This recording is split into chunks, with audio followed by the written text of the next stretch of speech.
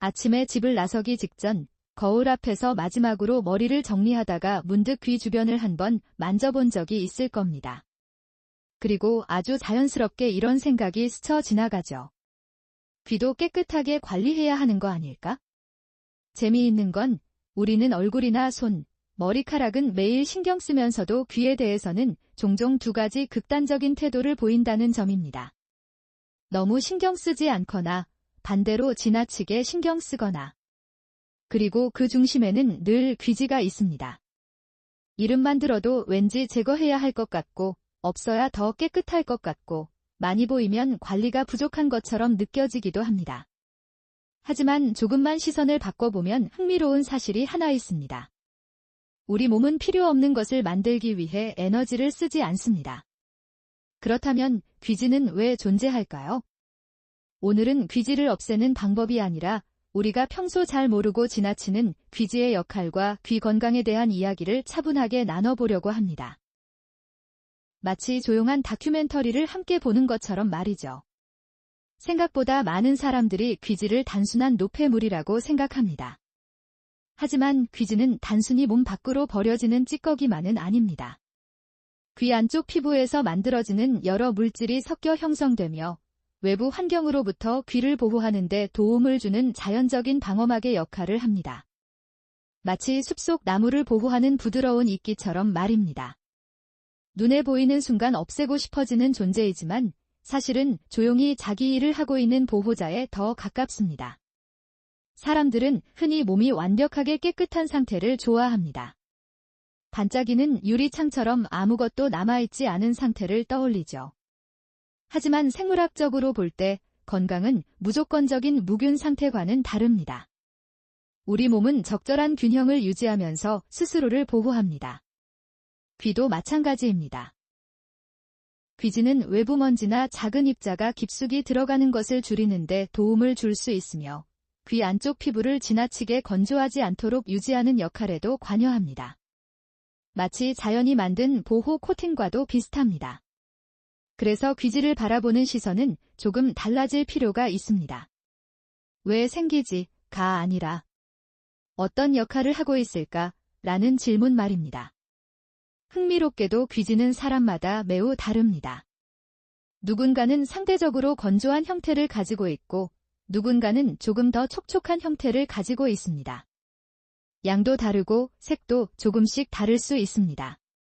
이 차이는 생활 환경, 개인 특성, 유전적 요소 등 여러 요인과 관련될 수 있습니다. 그래서 다른 사람의 귀 상태를 기준으로 자신의 귀를 판단하는 것은 생각보다 의미가 크지 않을 수 있습니다. 마치 사람마다 피부 타입이 다른 것처럼 말입니다. 어떤 사람은 건성 피부를 가지고 있고 어떤 사람은 지성 피부를 가지고 있습니다. 그 차이가 곧 건강 이상을 의미하는 것은 아닙니다. 귀지 역시 마찬가지입니다. 다큐멘터리 감독이 카메라를 들고 아주 작은 세계를 비춘다면 아마 귀 안도 놀라울 만큼 정교한 환경으로 보일 것입니다. 겉에서 보기에는 단순해 보이지만 실제로는 매우 섬세한 구조를 가지고 있습니다. 그리고 그 구조는 끊임없이 균형을 유지하려고 노력합니다. 많은 사람들이 의외로 모르는 사실이 하나 있습니다. 귀는 생각보다 스스로 정돈되는 특성을 가지고 있다는 점입니다. 귀 안쪽의 피부는 아주 천천히 이동하며 자연스러운 순환을 만들어냅니다. 이 과정 속에서 귀지도 함께 이동하게 됩니다. 마치 작은 강물이 천천히 흐르면서 주변 환경을 정리하는 것과 비슷한 모습입니다. 그래서 귀지는 단순히 계속 쌓이기만 하는 물질이 아니라 몸의 자연스러운 과정 속에 포함된 존재라고 볼 수 있습니다. 여기서 재미있는 관찰 하나를 소개해 볼까요? 사람들은 창문에 먼지가 조금만 보여도 닦고 싶어 하지만 나무 껍질에 붙은 보호층은 굳이 제거하려고 하지 않습니다. 왜냐하면 그것이 보호 기능을 한다는 사실을 알고 있기 때문입니다. 몸이 보내는 신호를 이해하고 자연스러운 상태를 존중하는 태도가 더 중요합니다. 이제 전문가들이 자주 강조하는 관점으로 조금 이동해 보겠습니다.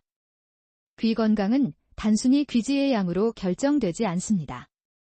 청력, 생활 습관, 주변 소음 환경, 전반적인 건강 상태 등 다양한 요소가 함께 영향을 미칩니다. 그래서 귀 건강을 이야기할 때는 귀지만 떼어놓고 생각하기보다 전체적인 관점으로 바라보는 것이 좋습니다. 예를 들어 하루 종일 이어폰이나 헤드폰을 사용하는 사람들도 많습니다. 대중교통 안에서도, 운동할 때도, 공부할 때도 음악과 함께합니다. 소리는 삶을 풍요롭게 만들어주는 훌륭한 동반자입니다. 하지만 귀는 쉬지 않고 일하는 기관이기도 합니다. 눈은 감을 수 있지만 귀는 깨어있는 동안 계속 주변 정보를 받아들입니다. 그래서 귀 건강은 단순히 청결의 문제가 아니라 생활 속 배려의 문제이기도 합니다. 잠시 상상해 보겠습니다. 작은 숲을 보호하는 투명한 방패가 있다고 가정해 보죠. 방패가 눈에 거슬린다고 해서 계속 긁어내거나 제거하려고 한다면 숲은 오히려 더 많은 영향을 받게 될 수 있습니다. 귀지도 비슷한 비유로 설명할 수 있습니다.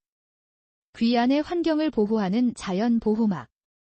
바로 오늘 이야기의 핵심입니다. 물론 사람마다 궁금증은 다를 수 있습니다. 그렇다면 귀지는 많을수록 좋은 걸까? 그 질문에 대한 답은 아주 단순하게 말하기 어렵습니다. 우리 몸에 많은 요소가 그렇듯 핵심은 균형에 있습니다. 너무 적거나 너무 많다는 개념보다 개인의 상태와 전반적인 건강 맥락 속에서 이해하는 것이 중요합니다. 그래서 인터넷에서 본 단편적인 정보만으로 자신의 상태를 단정하기보다는 필요한 경우 전문가의 의견을 듣는 것이 바람직합니다. 여기서 귀 건강과 관련된 또 하나의 흥미로운 주제를 이야기해 보겠습니다. 바로 귀 전용 점이액이나 귀에 사용하는 액체 제품에 대한 일반적인 인식입니다. 광고나 정보 콘텐츠를 보다 보면 이런 제품들이 자주 등장합니다. 그렇다 보니 많은 사람들이 제품 자체가 귀 건강을 보장해주는 것처럼 받아들이기도 합니다. 하지만 전문가들이 공통적으로 강조하는 메시지는 생각보다 단순합니다. 어떤 제품이든 목적과 상황에 맞게 이해하는 것이 중요하다는 것입니다. 제품의 존재가 곧 모든 사람에게 필요하다는 의미는 아닙니다. 또한 특정 제품이 모든 귀 상태에 동일하게 적용된다는 의미도 아닙니다. 귀 건강은 개인마다 다를 수 있기 때문입니다. 그래서 귀에 사용하는 제품과 관련된 정보는 항상 신중하게 받아들이는 태도가 필요합니다. 광고 문구보다 중요한 것은 자신의 상태에 대한 정확한 이해입니다. 그리고 불편감이나 증상이 있다면 의료 전문가와 상담하는 것입니다. 이 부분은 매우 중요합니다. 정보는 방향을 제시할 수 있지만 개인의 건강 상태를 대신 판단해주지는 않습니다. 요즘은 건강 관련 정보가 넘쳐납니다. 짧은 영상 하나만 봐도 수많은 조언이 쏟아집니다. 하지만 건강 정보의 양이 많아질수록 오히려 필요한 것은 차분함일 수 있습니다. 무언가를 당장 해야 한다는 조급함보다 내 몸이 어떤 원리로 작동하는지 이해하려는 태도 말입니다. 귀 건강도 마찬가지입니다. 귀지는 적이 아닙니다. 제거 대상이라는 단순한 이미지에서 벗어나면 훨씬 균형 잡힌 시각을 가질 수 있습니다. 사실 우리가 몸에 대해 가장 많이 오해하는 순간은 자연스러운 현상을 문제로 착각할 때입니다. 땀이 나는 것, 눈물이 나는